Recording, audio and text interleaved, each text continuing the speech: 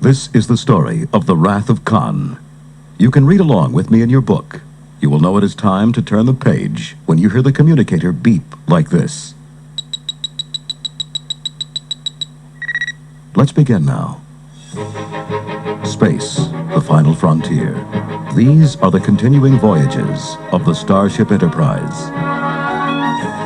A new crew was being trained on the Enterprise. The ship's new captain, Mr. Spock, asked Admiral James Kirk to observe the crew's first training flight. He greeted his old friend when he came aboard. How are you feeling, Admiral? Useless, Spock. I feel old and useless. I shouldn't be working behind a desk on Earth. I should be out here in space. Meanwhile, light years away, Commander Chekhov searched for a test site for an important scientific experiment codenamed Genesis. He and Captain Tyrrell of the starship Reliant beamed down to investigate a lifeless desert planet. Chekhov saw something through the wind-blown sand. A ruined spaceship! What is it doing here? The two men entered the wreck through its airlock. Instantly, a muscular white-haired man seized Chekhov, lifting him into the air with one hand. Chekhov's eyes bulged.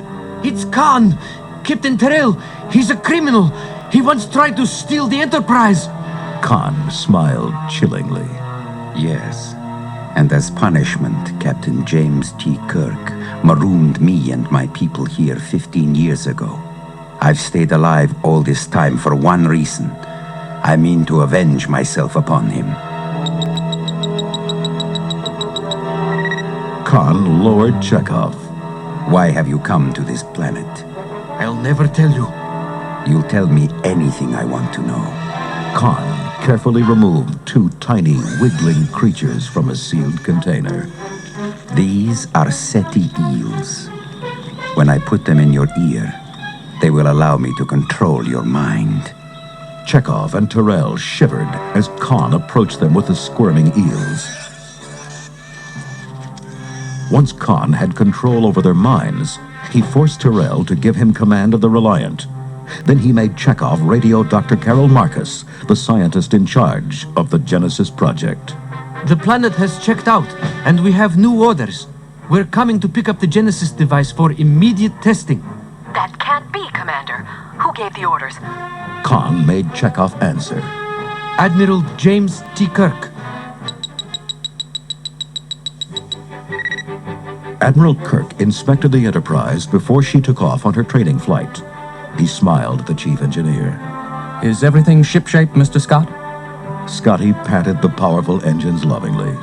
Aye, Admiral. She'll take anything you can throw at her, even trainees. Suddenly, the intercom blared. Urgent message for Admiral Kirk. Kirk dashed to his quarters and flicked on the view screen. It was Dr. Marcus. The message faded in and out, as if it were being jammed. Jim, did you order the Reliant to take Genesis away from us? Then the picture went dead. Kirk called Sulu on the bridge. There's something wrong at the Genesis lab. Plot a course for Regular 1. As the starship leaped into warp drive, Kirk went to Captain Spock's quarters. Spock, there's trouble. Regulations require me to take command of the ship. I'm sorry, I know she's yours now, but... Spock raised an eyebrow. Don't apologize, old friend. Logically, the needs of the many outweigh the needs of the few. Besides, I have no feelings to hurt. As they neared Regular 1, Spock reported. The Reliant is closing on us, Admiral. She won't respond to our communications. Suddenly, the Reliant's phasers blasted into the Enterprise's engine room. Kirk shouted into the intercom. Scotty! Damage report! Admiral, the main power is out. The warp engines are wrecked. Whoever's on that ship knew just where to hit us. A face appeared on the bridge view screen. Kirk couldn't believe his eyes. It was Khan. Ah, Admiral. I see you still recognize me after all these years. What do you want, Khan? I want your life, Kirk. However, I'll spare your crew if your computer transmits all your data on the Genesis project. Agreed. Kirk turned away from the screen with a secret smile. Spock whispered to Kirk. Admiral, you can't give him Genesis. I won't, Spock. I'll use our computer to lower his shield so we can fire back. Rapidly, Kirk programmed the computer, then turned to face Khan. Get ready to receive our transmission. The computer sent out its signal, and Reliant shields dropped. Fire phasers, Mr. Sulu. The blast exploded into Reliant.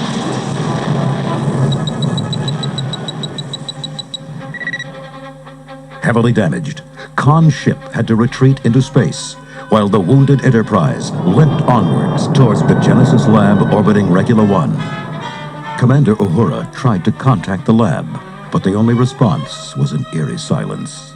Kirk made a decision. Khan's been there. I'm beaming down. Dr. McCoy, come with me. People may be hurt. Mr. Spock, the ship is yours.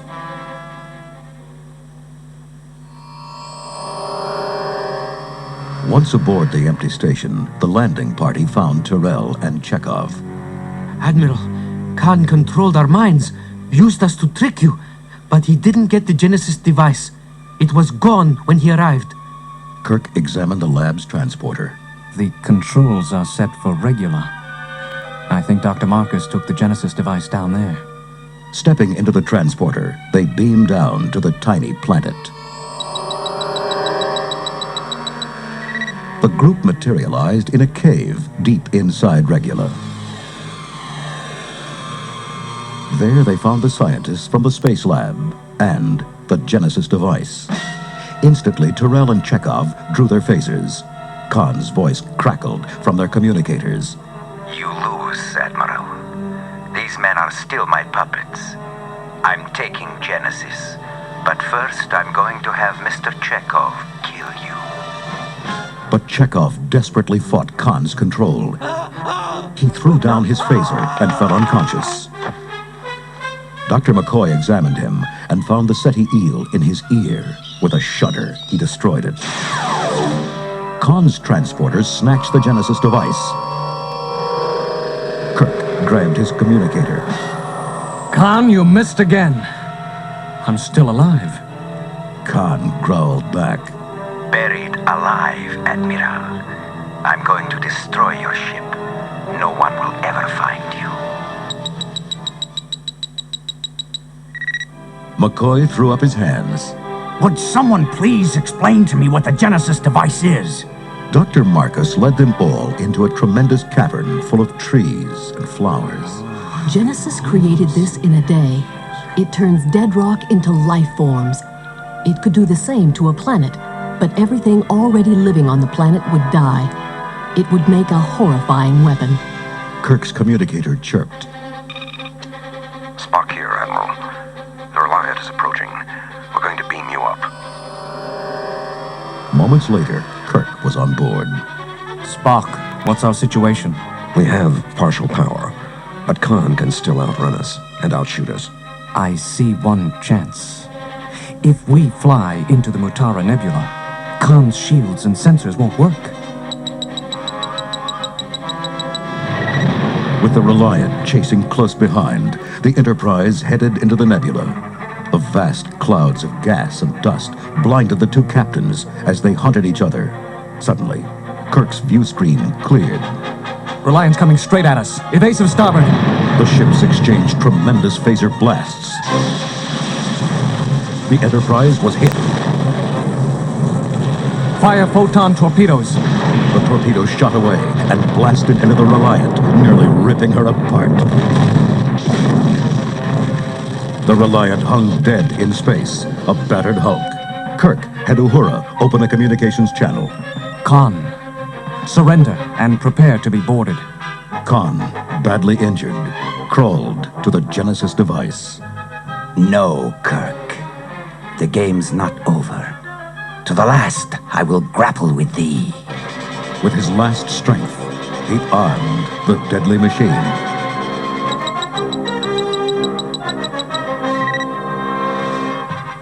Spock checked his instruments.